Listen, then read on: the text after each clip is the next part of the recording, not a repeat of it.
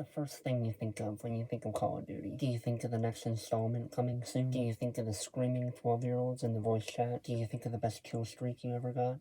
When I think of Call of Duty, I think of a day when I go over to a friend's house and we'd pop in Black Ops 2 or whatever Call of Duty he wanted to play, and then we'd play from the moment I got there to the moment I left for a solid 10 hours straight, just playing Call of Duty. If I were spending in the night, we'd play it from the morning all the way to the next morning. When I think of Call of Duty, I think of that. Call of Duty is most definitely the most influential shooter of the last 20 years. It has influenced a ton of games after its initial release, and it continues to influence all the way up until this day. Sometimes for better or worse, i.e. the inclusion of loot boxes in their recent games. While Call of Duty is changing the first-person shooter genre as a whole, Call of Duty is also going through changes of its own. Call of Duty first started as a World War II shooter on the PC, but then the first game very quickly went to the PS2 and the original Xbox. That first game is nothing like what we know today as current Call of Duty. I gotta say that Call of Duty was very good at adapting to what people wanted, until recently when they weren't. I'll get to that later. From 2003 to 2006, Call of Duty was a World War II shooter, until Modern Warfare came out in 2006. This is all the way from Call of Duty 1 all the way to Call of Duty 3. But when the beginnings of online gaming started to emerge, it changed from a World War II shooter to a modern shooter. This coincided with the release of Call of Duty Modern Warfare. These games had futuristic to modern locations, futuristic to modern guns and weapons, and futuristic to modern characters. This was the theme throughout Modern Warfare 1 all the way to Modern Warfare 3, which was from 2006 to 2011. And this whole span of time is identical to the span of years where online gaming really took off. This is mainly what people think of when they think of Call of Duty. Modern Warfare 2 mostly, because that's usually the one that people grow up on. I've heard a lot of people have played it for hundreds of hours on their PS3s and their Xbox 360s. This is one where people played a lot with friends, and they played with a lot of strangers that soon became their friends. This is mainly how people started getting most of their online friends, because this was the most popular game at the time, and a lot of people were playing it, so there was a lot of opportunity to meet new people.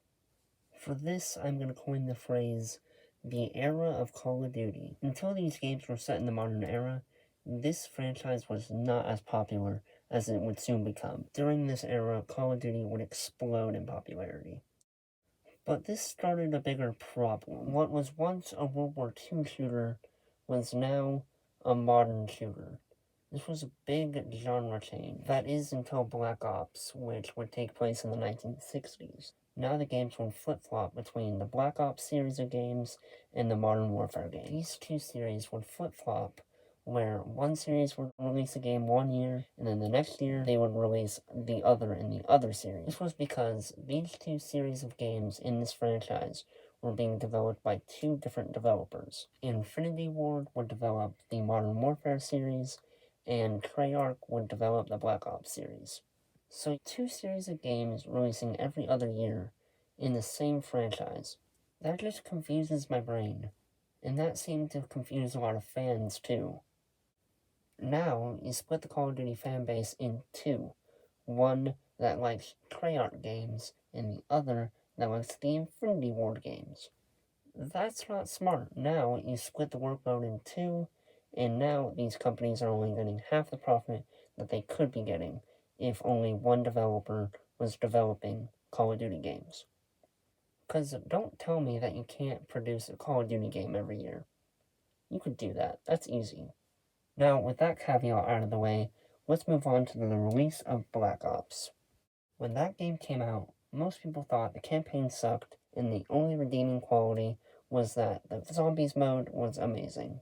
People praised this so highly because of its many maps and modes within that mode. And also, it had the added bonus you can play with friends. Because keep in mind, we're still in that era where everybody's obsessed with playing online with their friends.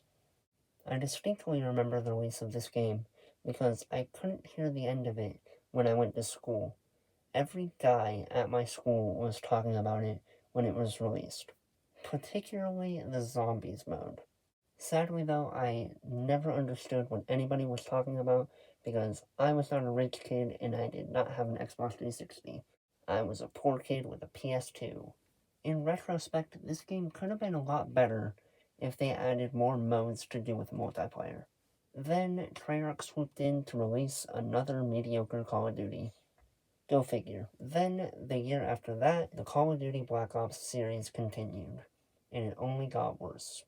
Call of Duty Black Ops 2 was the exact same as Call of Duty Black Ops 1.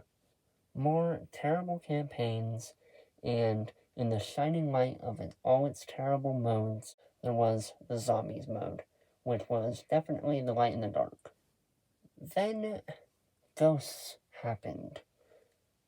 Why? This was the good developer. Why? They're supposed to be developing the good games. Why did they make Call of Duty Ghosts? That was Modern Warfare 2. Come on, guys. Great, so now Infinity Ward is responsible for the best Call of Duty and the worst Call of Duty. I don't know what to make of that. Do they make good or bad Call of Duty games? Now I don't know. This game was unfinished, super long and tedious, and cliche as hell. The developers got super lazy for some reason, which really sucks because that's when all the new consoles were coming out. So this was a launch title for the PS4 and Xbox One. Why would you get lazy when this was your big showcase? That you could show off how powerful you can make your game, how good you can make it look, what stories you can tell with all the capabilities of the new consoles. Why would you waste this opportunity? I guess they just didn't care because they knew you were going to buy this game anyway. Because even if these games do really bad critically, they still sell extremely well every year. Because all this franchise is the same thing over and over again. And people just eat it up every year. By Call of Duty Black Ops 4, they had jumped on every single bandwagon all at once, and they added a shit ton of Battle Royale modes because that was a big trend that year. And because they decided to just jump on trends instead of actually making a good game, the game suffered very heavily. In fact, people hated it. In fact, a very common theme now among fans is that they have hated every single mainline Call of Duty game from Call of Duty Ghosts all the way to Call of Duty Black Ops Cold War. What this shows us is that Call of Duty games were not what they used to be. These games in the beginning were by no means masterpieces, but they were at least competent. With each passing game nowadays, these games' campaigns get more incompetent, modes get more useless, and everything else just gets worse. And the problem is, no amount of fan outcry can help the fact that Treyarch and Infinity Ward just don't care. They are perfectly content with making shit content if it sells. Why wouldn't you? You don't have to put in any effort, and you make a shitload of money. For the love of God, stop buying this bullshit. The only good Call of Duty game in recent years was Call of Duty Modern Warfare, which was just a remake of the original Modern Warfare, so it wasn't even a new idea. So I don't even know if that game even counts. But I guess since I liked it, I guess just stick with the old ideas and redo them, because your new ideas just suck. The legacy of Call of Duty has been a complete and utter roller coaster. They were up at the top for a while, but for the most part, recently, we've just been going downhill, because at some point, Treyarch and Infinity Ward were just not compelled enough to make good content. It's sad to see just developers give up. They've given up on a massive franchise, and the franchise suffers because of it. It's sad to see Call of Duty fall from such a high in the early 2010s. These games have gone from such a well-rounded experience to a dumpster fire that people just feel like they have to deal with now. So that was just a rant on Call of Duty. I hope you guys enjoyed, and I will see you guys in the next one.